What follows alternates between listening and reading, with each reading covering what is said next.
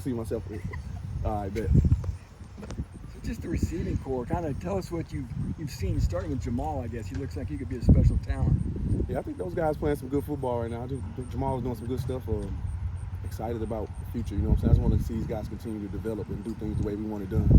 And that's what's going to be the most exciting part, you know what I'm saying? Because right now they kind of doing it. You see them all getting a little bit better every day.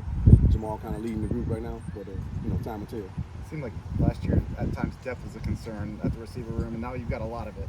Was that an emphasis, like, we need to load up on as many weapons as we can get? Was it an emphasis? You see how many dudes out here? Yeah, it was a real emphasis. We had to go get some players. We had to go get a bunch of them. You know, at that position, they're running a lot, so things happen. So, yeah, you got to have some guys ready to play, and I think that's exactly what we did this offseason.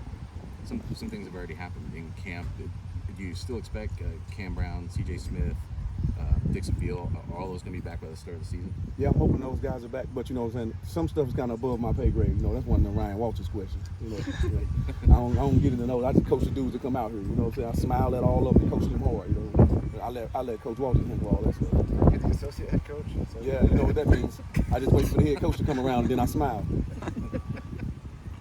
What about Jerron? We talked to Jerron Tibbs a little bit. True sophomore, just kind of speak on his development and maybe the role he could play this fall. Phenomenal young man, like really smart. Like just one of those guys that you can just plug and play. He can play every position on the field. I'm really excited about Tibbs. He's one of those guys. I told him I said I'm gonna try to out-recruit you every year. And he just bring his butt back and he work his tail off so much. Like I'm really excited about him and what he bringing to the table. You can put him out there. He can play any of the 4 positions. So that's one of those dudes that's really invaluable. We were out here first and second day of camp, and the quarterback room was really talking about Shamar Rigby. Is he beyond where you thought he would be at this stage for a true freshman? Shamar freshman. Like I'm gonna see what he gonna turn into. Like right now, he working his tail off like everybody else in the room, but Shamar got a lot to show. He got to keep on coming and doing it. It's kind of like me. I come out one day and be really good, the next day be really bad. So like you got to keep showing. Is the work that he puts in any different for a true freshman? Yeah, the guy's locked in now. No, like, don't let me throw you off now. You come out, he locked in. The guy work hard. He's a little bit different in the manner where he's like maybe a little more mature. He's not going to let the older guys come out and get some work that he's not going to get. If the guys are in catching the ball late at night, he's going to have his butt with him. He's smart enough to do those type of things. So we just continue to see how that guy develops. So. It seems like one guy that I figure is going to play a big role that nobody ever talks about is Andrew Sowinski. Sort of what's he bring? He's another guy that kind of got the Jerron Tibbs effect. Like they can play every position. Like the kid is the real thing about Sowinski is like a great leader, right? But he's one of those dudes that's where he's supposed to be when he's supposed to be there all the time. And those things, like you can't put a price on those things. No matter what the moment is, this guy's gonna be where he's supposed to be when he's supposed to be there. So like he's a great leader for me, and I'm planning on putting his butt out there as soon as we get going. You have the right mix of guys who can move the chains, guys with the speed, guys with the size. It seems like you got a little bit of everything out of the group. Yeah.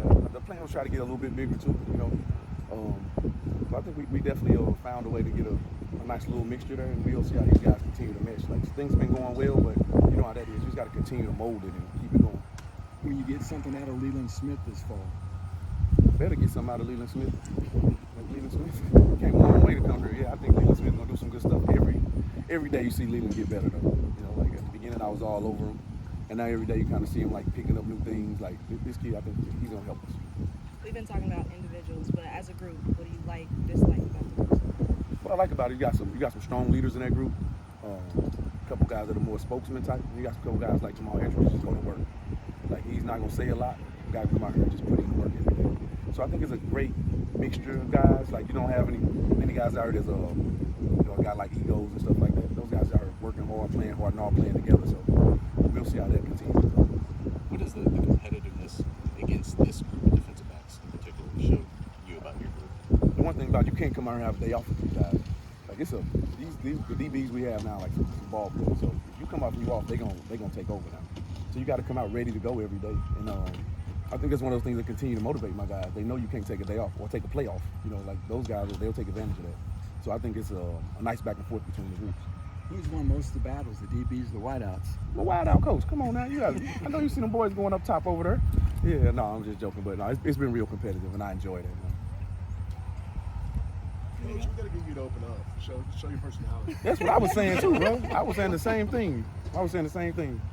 Anything else? Y'all got something?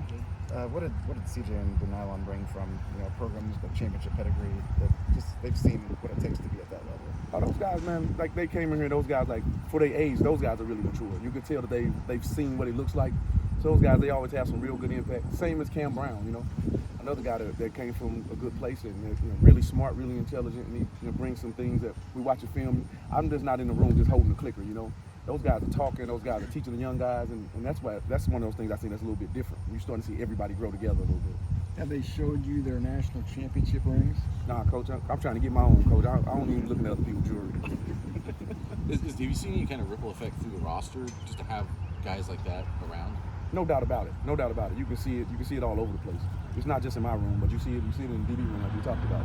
Like you see all those guys just continue to grow. And I think, like I say, some people kind of laugh at it, but as true as can be, I think Coach Walter's got the vision for the mission, and I think he kind of like know exactly what he wants. And when we get those guys in here, he can kind of mold those guys to give them more of what he's looking for. So I think he's kind of going in that direction that we like. All right, Hold on.